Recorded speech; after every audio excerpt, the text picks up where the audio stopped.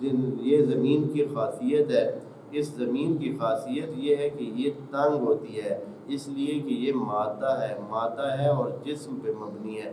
جسم پہ مبنی کا مطلب یہ ہے کہ جب سب کے جسم ہیں، مثلا ابھی گاڑیاں ہیں، گاڑی میں جسم ہوتا ہے، ہاں اس کا جسد ہوتا ہے، جثہ ہوتا ہے، بدن ہوتا ہے گاڑی کا یہ جو بدن ہے اس کی وجہ سے تنگی تو پیش آنی ہے، اس لیے کہ جس جگہ یہ گاڑی کھڑی ہے اب اس جگہ دوسری گاڑی نہیں آ سکتی ہے۔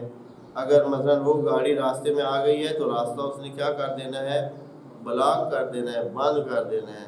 ہاں تو یہ زمین کی تنگی ہے۔ زمین کی خاصیت یہ ہے کہ یہاں تنگی ہے اور تنگی میں لڑائی جھگڑا حتمی ہے۔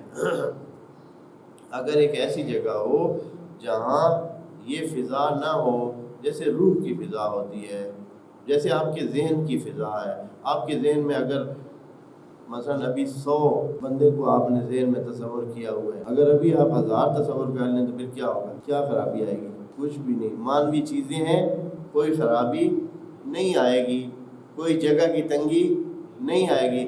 ابھی آپ کو 100 بات آتی ہے، اگر آپ اس کے بعد 1000 اور بات بھی سیکھ لیں تو آپ کے ذہن میں گنجائش ختم ہو جائے گی؟ نہیں، بلکہ کیا ہو جائے گا؟ گنجائش بڑھ جائے گی۔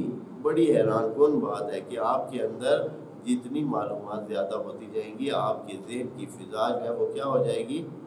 بڑھ جائے گی۔ یعنی جو پہلے باتیں سمجھ نہیں آتی تھیں اب وہ بھی سمجھ آنے لگ جائیں گی، ان کی بھی جگہ بن جائے گی جن کی پہلے جگہ نہیں تھی۔